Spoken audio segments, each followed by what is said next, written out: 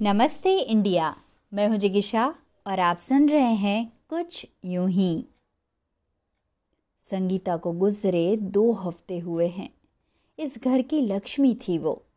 मेरे बेटे मिलन ने उसके इलाज में कोई कसर नहीं छोड़ी, लेकिन नहीं बचा पाए उसको। हमें लग रहा था कि उसके जाने के बाद सबसे ज़्यादा तकलीफ मिली को होगी। सिर्फ 6 साल की है वो, लेकिन सच बताऊं तो बच्चे खेल खेल में अपने आप को संभाल लेते हैं। मिली अपनी नानी और मामी के साथ बहुत खुश है। ऐसे तो कुछ बोलती नहीं है, लेकिन रात को शायद उसे माँ की कमी महसूस होती होगी। अभी तो हर रोज़ अपनी मामी से चिपक के सो जाती है। उसका मन वहाँ लगा रहता है तो उसकी ज़्यादा चिंता नहीं हो रही, लेकिन मिलन की हालत अच्छी नहीं है। जो दिन के 18 घंटे काम करता था वो आजकल दुकान पे मुश्किल से 1-2 घंटे बिताता है। उसका काम में मन ही नहीं लगता, गुमसुम बैठा रहता है। पता नहीं कैसे सब ठीक होगा। सविता ने अपने मन की चिंता जिज्जी को बताई। जिज्जी ने अपने पास का चश्मा आंखों पे लगाते हुए साफ शब्दों में कहा, मिलन की अम्मा सुन, एक आदमी बिना औरत के ना रह सके। अभी उम्र ही क्या है छोरे की। अच्छी लड़की देख के उसका वापस ब्याह कर दे। तू कह रही है कि मिली बिटिया अपनी मामी के पास खुश है तो उसको वहीं रहने दे। भले लोग हैं, अपनी बेटी की आखिरी निशानी को अच्छे से पालेंगे और इधर मिलन अपनी दूसरी जिंदगी शुरू कर लेगा। कैसी बातें कर रही हो जिज्जी? मिली क्या सिर्फ संगीता भाभी की निशानी थी? भाई की कुछ नहीं है। भाभी चली गई तो भाई मिली को छोड़ के दूसरी लड़की से शादी कर ले। माफ करना, लेकिन भाभी की जगह अगर भाई चले गए होते तो क्या आप भाभी को भी यही सलाह देती कि बच्चे को छोड़ दो और खुद नई जिंदगी शुरू करो? जिज्जी की बात सुन के आग बबूला हुई छोटी जैसे कि बरसी पड़ी। छोटी, जिज्जी से ऐसे बात करते हैं क्या? आखिर जिज्जी की बात गलत भी तो नहीं। मिलन एक आदमी है, उसे बच्चा पालना नहीं आता। वो अपना काम धंधा छोड़ के बच्चे पे ध्यान देगा क्या?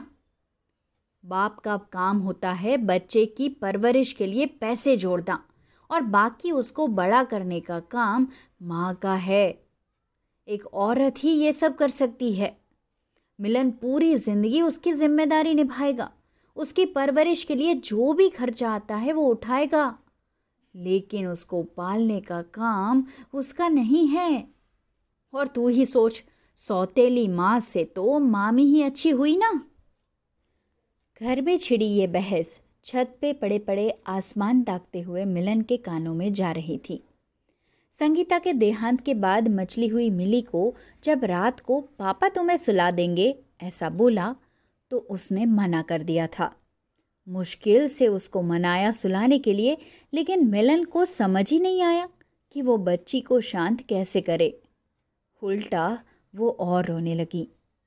तब जाके घर की सारी औरतों ने मिलके उसे चुप कराया और दूसरे ही दिन से मिली को मामी के हवाले कर दिया गया। मिली जब छोटी थी तो संगीता मिलन से सैकड़ों शिकायतें करती थी। मिलन की आंखों के आगे पिछले 6 साल फिल्म की रील की तरह चलने लगे। रात को जब छोटी सी मिली उठ के रोने लगती और चुप ही नहीं होती, तब संगीता थक के मिलन को कहती कि प्लीज़ थोड़ी देर तुम ले लो, पर मिलन सर पे रज़ाई डाल के सो जाता। जब मिली बहुत बीमार थी तब उसका पीक सीज़न होने की वजह से वो संगीता के साथ अस्पताल भी नहीं जा पाया था।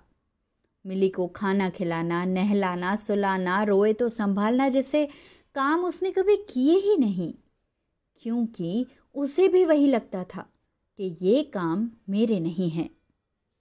सुबह मिलन जब दुकान पे जाता तब मिली स्कूल जा चुकी होती थी और रात को जब वो आता तब तक वो सो जाती थी। रविवार को भी छुट्टी नहीं लेने वाले मिलन को संगीता अक्सर कहती कि थोड़ा टाइम मिली के लिए निकालो, उससे बात करो, समय दो, उसके साथ खेलो। लेकिन मिलन इन सारी बातों को हंस के टाल देता। ज़्यादातर हिंदुस्तानी पिता की तरह वो एक काम करता था, वो है मिली के लिए शॉपिंग। नए कपड़े, नए खिलौने, हर तरह की खाने की चीज़ें, सब वो भर भर के मिली के लिए लाता। और यही उसके प्यार जताने का तरीका था और उसी से वो संतुष्ट था।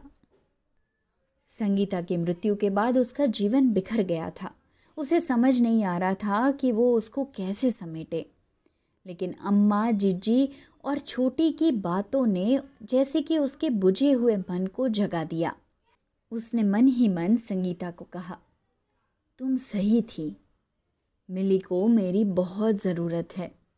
मुझे शायद तुम्हारी तरह उसको पालना नहीं आता, लेकिन चिंता मत करो, मैं सीख लूँगा। मिली के लिए ही नहीं, खुद के लिए। मुझे और किसी की ज़रूरत ही नहीं, मिली मेरे लिए बहुत है।